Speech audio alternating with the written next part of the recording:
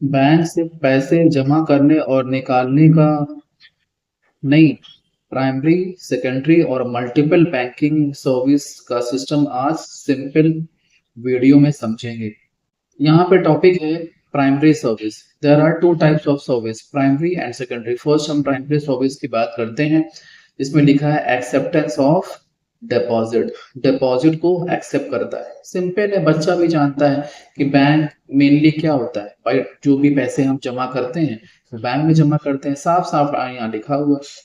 Commercial bank primary responsibility is to accept deposit from their customer. Then यहाँ पर primary service में second topic देखिए, guarantees of loans and advances. Bank loan भी provide करता है, advance भी provide करता है। Another major role of this bank is to make loans in advance to business owners and enterprises while charging interest. By interest के behalf पर bank क्या करता है, लोन्स देता है, एडवांस देता है।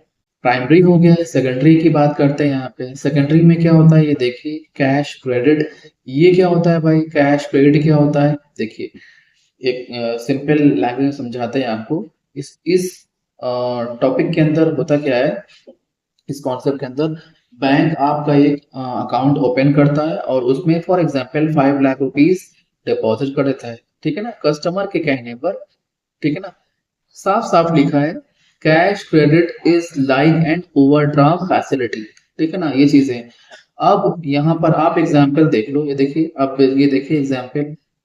एग्जाम्पल आप देखो, यहाँ पर दिख रहा है ये एग्जाम्पल, पढ़ो आप।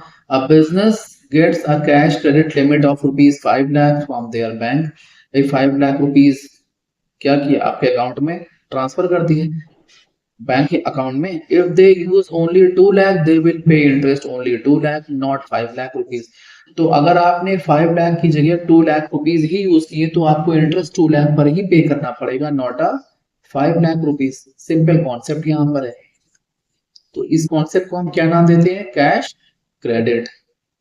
बिल्स ऑफ एक्सचेंज डिस्काउंट कुछ नहीं होता, बिल्कुल सिंपल होता है, आपको समझा दे रहे हैं भाई। मान लीजिए मैंने आपसे उधार लिया, ठीक है ना। अब इस केस में क्या होगा कि भाई 3 महीने बाद, 4 महीने बाद पेमेंट होगा, ठीक है ना, होता है ना। तो अब किसी पर्सन को अगर जल्दी है पैसे की तो वो क्या करेगा, बैंक जाएगा। तो बैंक से बोलेगा भाई मुझे आज के आज पैसे चाहिए, जो भी काट काट पीट करना हो आप डिस्काउंट ले लो, काट पीट कर लो, बट मुझे अभी के भी पैसे दे दो। बैंक को तो 3 महीने 4 महीने जो भी उसकी ड्यू डेट है मिल ही जाएगा। तो ये होता है bills of exchange on discount. Banks consider bill discounting to be a worthwhile investment. It is a written agreement that specify amount of money to be paid for things obtained at a later period. Simple है बिल्कुल। ये क्या है, transfer of fund. ये क्या होता है, simple होता है भाई। देखो इसमें क्या क्या सिस्टम होता है, IMPS, NEFT, RTGS। सिंपल क्या होता है भाई, एक पर्सन से दूसरे पर्सन को मनी ट्रांसफर करना, मतलब एक जगह से दूसरी जगह पैसे को ट्रांसफर करने को हम क्या बोलते हैं, ट्रांसफरिंग फंड। और देखिए नाम भी वैसा ही है इसका, ट्रांसफरिंग ऑफ फंड। अब सेकेंडरी सर्विस में फोर्थ क्या है यहाँ पे, परचेजिंग एंड सेलिंग सिक्योरिटीज, मतलब शेयर्स है, डिवेंचर्स है, हाँ, उसको परचेज सेल करने का काम भी बैंक करता है ना। The bank offer customer the options of selling and buying securities. Bank ये भी फंक्शन ऑपरेट करता है। सेकेंडरी सर्विस फिफ्थ वाला, अदर सर्विसेज में क्या होता है, in addition to above a bank offer locker. Locker service की फैसिलिटी प्रोवाइड करता है भाई।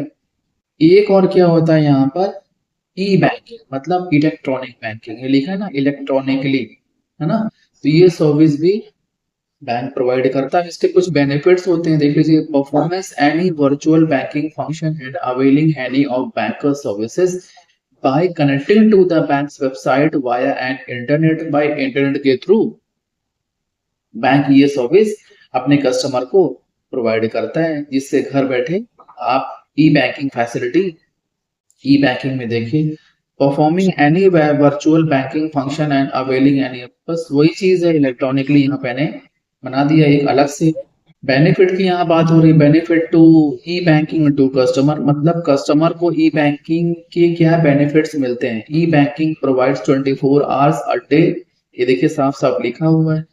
365 year service to the customer. भाई घर बैठे 24 घंटे 365 दिन कोई भी बैंकिंग सर्विस को यूज कर सकता है अपने मोबाइल के थ्रू, लैपटॉप के through. Customer can make transaction from office और house while travelling via mobile telephone. जहां चाहे वहां इस फैसिलिटी का यूज कर सकता है customer. There is a greater customer satisfaction through e banking as it offers unlimited access and create security as they can avoid travelling with cash.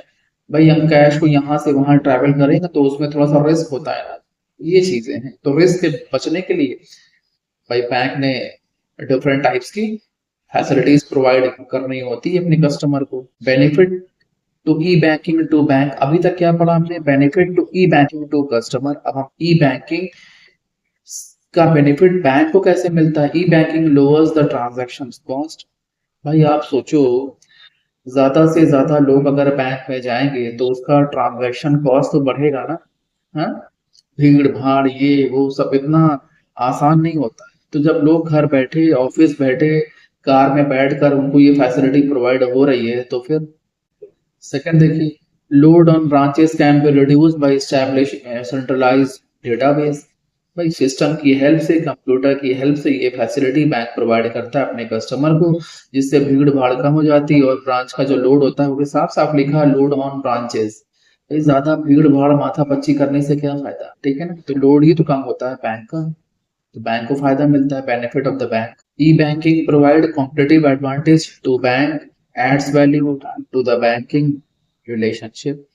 Different types के advantage मिलते हैं बैंक को। अब यहाँ पे लिखा है यूजर्स ऑफ ई बैंकिंग। अब ई बैंकिंग के यूजेस क्या क्या हैं? तो यहाँ पे क्या लिखा है? EFT इलेक्ट्रॉनिक फंड ट्रांसफर, ये देखिए लिखा हुआ है। तो under it, a bank transfer wages and salaries directly from the company's account to the account of the employees of the company। भाई बैंक क्या करता है? भाई वेजेस देना हुआ, सैलरी देखिए साफ साफ लिखा है, वेजेस देना हुआ, सैलरीज देना हुआ, हाँ, वाटर बिल है, इंश्योरेंस प्रीमियम है, सब पेमेंट कर सकते हैं ना। भाई कहने का मतलब है कि ई बैंकिंग का यूज हम कितने तरह से कर सकते हैं। ऑटोमेटिक टेलर मशीन, ATM तो बच्चा भी जानता है, इसके बारे में तो कुछ समझाने की जरूरत भी नहीं होती है कि एक कार्ड मिलता है और पेन मिलता है, बस बैंक नहीं जाना पड़ता, ये ATM मशीन पर हम पहुंचकर पैसे विड्रॉ कर सकते हैं। अब तो पैसे हम डिपॉजिट भी कर सकते हैं, ठीक है ना, ATM की हेल्प से। हाँ, बट ये फैसिलिटी हर ATM में नहीं होती, किसी किसी में होती है, जैसे SBI में होती है। डेबिट कार्ड, ये क्या होता है भाई?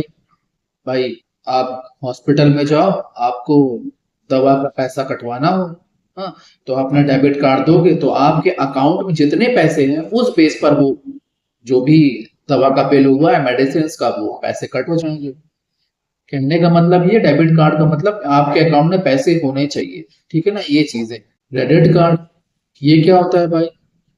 कार्ड वही होता है, बट इसमें क्या होता है कि आपके अकाउंट में पैसे ना भी हो तो भी आप पेमेंट कर सकते हो। तो ये फैसिलिटी हर किसी कस्टमर को नहीं मिलती है। Bank issue credit card to those customers of its customers who enjoy good reputation. बस हमें जिनकी रेपुटेशन बैंक की नजर में जबरदस्त होती है। डेबिट कार्ड तो हर एक को इशू होता है, लेकिन क्रेडिट कार्ड सबको इशू नहीं होता।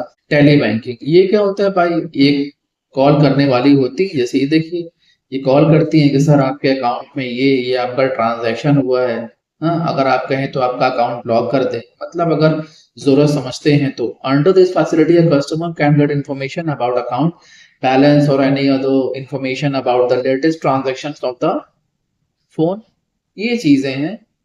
तो ये सिंपल सा हमारा आज का class 11th based business studies का लेक्चर था।